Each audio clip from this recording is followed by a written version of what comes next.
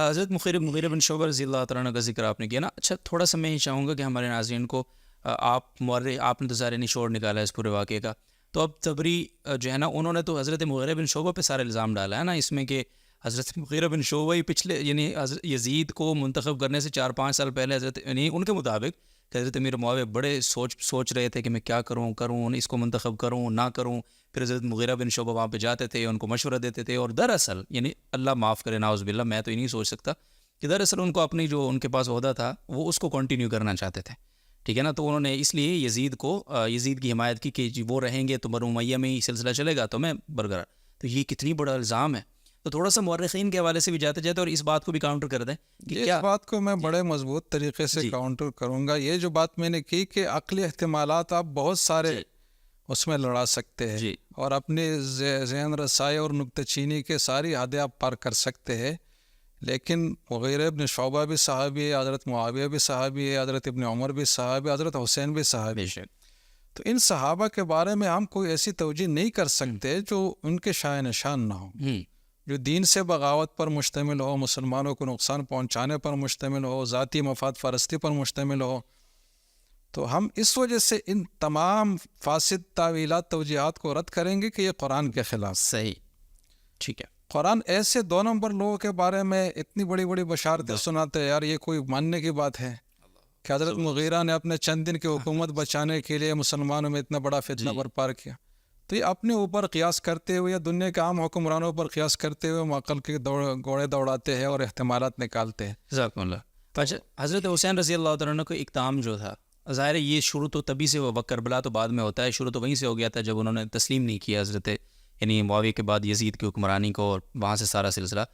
تو ایک جو منتخب حکمران ہے ہماری شریعت میں تو اس کے حوالے سے اس کی اطاعت کرنے کی اور اولو الامر کی اطاعت کرنے کی بڑا حکم ہے, قرآن کا حکم ہے. تو حضرت حسین رضی اللہ تعالیٰ عنہ جیسی جلیل القدر ہستی ظاہر ہے وہ قرآن کے حکم کے خلاف تو نہیں جا سکتی. تو پھر حضرت حسین کے اس اقدام کو ہم کیا کہیں گے, کیا توجیہ اس کی کریں گے کہ حضرت حسین نے یہ جو مخالفت کی اور یہ جو ایک حکمران کے خلاف وہ کھڑے ہو گئے, باوجود اس کے کہ تمام صحابہ خود حضرت عبداللہ بن عباس رضی اللہ تعالیٰ عنہ جیسی شخصیت ان کو آخر وقت تک منع کرتی رہی جب وہ مکہ سے کوفہ روانہ ہو رہے تھے. تو یہ اس کی کیا توجیہ بنے گی, پھر اس کو کس طرح سے ہم اس کی تعبیر. یہ بڑا بنیادی سوال ہے اور اس کو مزید اگر کلیریفائی کر لے تو مطلب بعض لوگوں کے ایک نظریہ بھی سامنے آئے گا. یہ کہا جاتا ہے کہ حضرت حسین نے جو بھی اقدام کیا نا یہ غلط تھا, یہ بغاوت کے زمرے میں آتا تھا.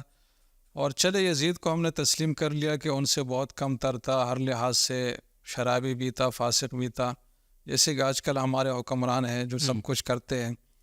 لیکن اس کا یہ مطلب نہیں کہ اب ان کے خلاف بغاوت کریں, اللہ ہے کہ کفر بواہ صادر ہو تو ایک الگ چیز ہے.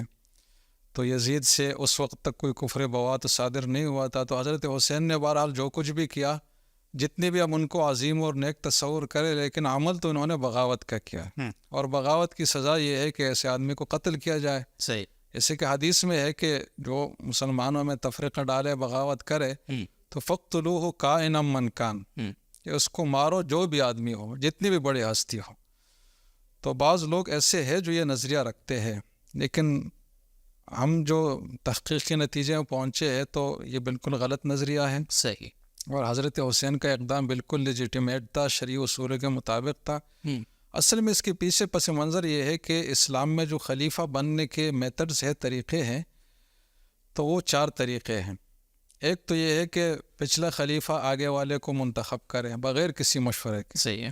جیسے کہ حضرت ابوبکر نے حضرت عمر کو کیا تھا. پہلا یہ ہے, یہ تو خیر دوسرے نمبر میں آئے گا. پہلے درجے میں اہل حل و عقد کی بیعت ہے کہ سب جو دین اور دنیا کے سمجھ بوجھ رکھتے ہیں, نمایاں لوگ ہیں, معاشرے کے خیر خواہ لوگ ہیں, سمجھدار لوگ ہیں, تو وہ آپس میں مشورے سے کسی کو متفقہ طور پر منتخب کر لے, جیسے کہ حضرت ابوبکر کو کیا تھا.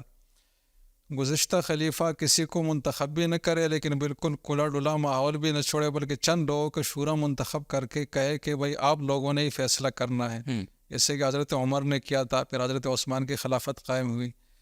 تو یہ طریقے. اور چوتھا طریقہ تغلب کا ہے کہ ایک آدمی بزور بازو اتنی طاقت حاصل کرے کہ وہ آپس کی خلفشار کو ختم کر کے دشمن کے مقابلے کی صلاحیت رکھ کر ایک ساورن حکومت, خود مختار حکومت قائم کر سکے, اپنی طاقت کے زور پر، تو اگرچہ اس کا اقدام صحیح نہیں ہوگا لیکن طاقت حاصل کرنے کے بعد اس کو حکمران مانا جائے گا، صحیح، اور افراتفری اس کے خلاف نہیں مچائی جائے گی، اس کے جائز احکام کی اطاعت کی جائے گی. صحیح ہے.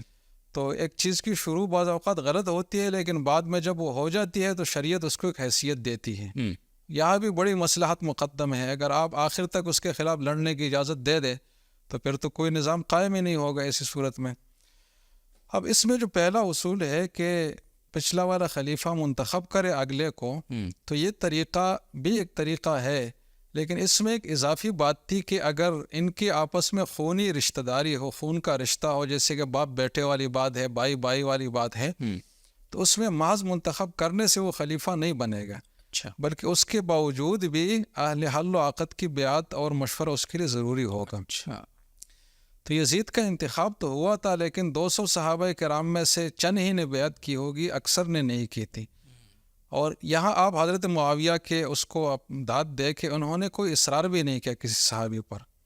حج میں گئے، ان سے ملے، خوب ضیافتیں ہوئے، ایک دوسرے سے ملاقاتیں ہوئی، لیکن کسی کو اشارہ کنایہ میں بھی نہیں کہا کہ بھئی آپ نے یزید کا ساتھ دینا ہے.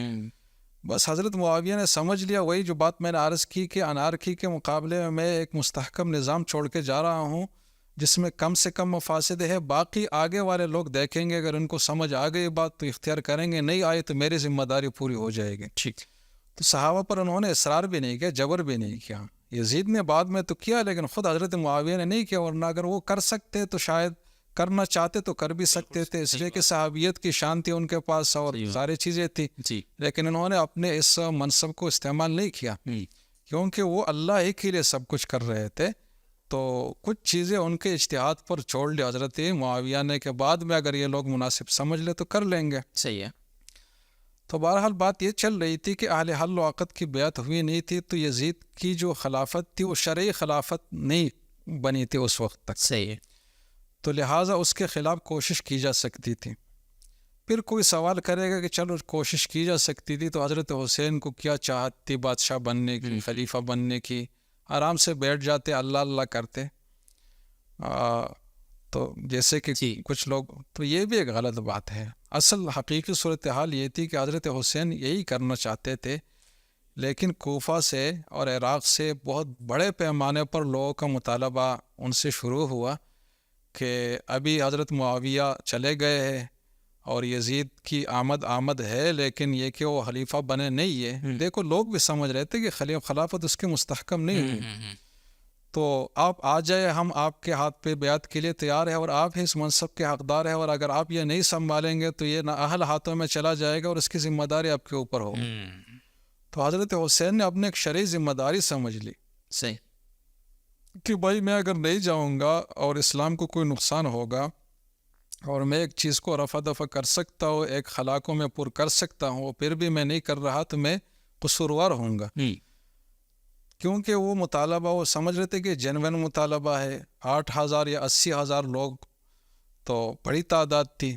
تو حضرت حسین کو کافی توقعات تھی کہ یہ لوگ جب مطلب بلا رہے ہیں تو واقعی یہ ساتھ دیں گے اور آگے پھر معاملہ بڑھے گا.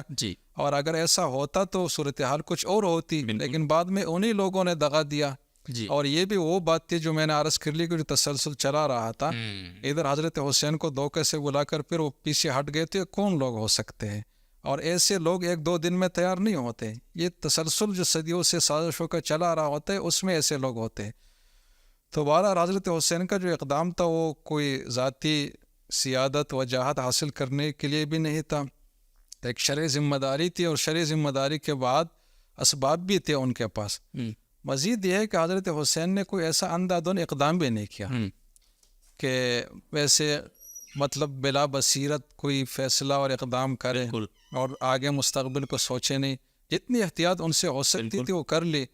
چنانچہ روانہ ہونے سے پہلے جب صحابہ نے بھی کچھ تنبیہ کر لی کہ بھائی وہ لوگ دھوکہ باز فراڈیا لوگ ہیں، انہوں نے حضرت حسن کے ساتھ یہ کیا تھا، آپ کے والد کے ساتھ کیا تھا، آپ کے ساتھ بھی کر سکتے. تو حضرت حسین نے ایک اصولی جواب دیا کہ دیکھیں یہ تو غلط فہمیوں کی بات ہے، بدگمانیاں ہے، ہم کسی کے اوپر خواہ نہیں کر سکتے. صحیح. میں اپنے ایک معتمد آدمی کو بھیج دیتا ہوں، وہ حالات کا جائزہ لیں گے. اگر وہ مجھے اوکے کی رپورٹ دے رہے تو پھر میں آگے بڑھتا ہوں. تو مسلم ابن عقیل کو انہوں نے بھیجا اور وہ بڑے ہی مطلب سمجھدار اور مطلب معاملات کو سمجھنے والے اور حقائق کو جاننے والے آدمی تھے. تو انہوں نے وہاں سے اوکے کی رپورٹ دے دی کہ لوگ تھے تیار ہے، جینوین لوگ ہیں، بیعت کر رہے ہیں، میرے ہاتھ پر بیعت کی. لیکن دوسرے دن پھر وہ لوگ پیچھے ہٹ گئے، مسلم ابن عقیل کو شہید کروایا. پھر جب حضرت حسین کو خبر پہنچی تو مورخین نے لکھا ہے کہ حضرت حسین نے اپنا ارادہ کینسل کر لیا. اچھا. اس وجہ سے کہ جس وجہ سے وہ شرعی ذمہ داری سمجھ رہے تھے نا کہ لوگوں کا مطالبہ ہے، جینوین مطالبہ ہے، میری ذمہ داری ہے، وہ بات تو نفس الامر میں نہیں رہی. وہ لوگ تو نہیں تھے، وہ تو دھوکہ باز لوگ تھے، وہ تو ہلاکت میں ڈالنا ہی چاہتے تھے. تو وہی سے حضرت حسین نے اپنا فیصلہ بدل دیا تھا واپسی کا. اور حضرت حسین کوئی لڑائی کی نیت سے نکلے نہیں تھے، کیونکہ ان کے جانے کی جو شان تھی نا وہ لڑائی والی قطعاً نہیں تھی. چھوٹے چھوٹے بچے، خواتین ساتھ لے جا کر کون لڑائی میں جاتا ہے؟ تو وہ ایک پرامن ماحول ذہن میں رکھ کر ان لوگوں کی بات پر اعتماد کرتے ہوئے گئے کہ وہ لوگ آئیں گے تو بیعت ہو جائے گی تو پھر میں خلیفہ بنوں گا. تو بہرحال پھر ان لوگوں کے دغا بازی سے جو کچھ ہوا وہ ہوا، لیکن حضرت حسین کا اقدام جو ہے ایک شرعی ذمہ داری پوری کرنے کے لیے تھا.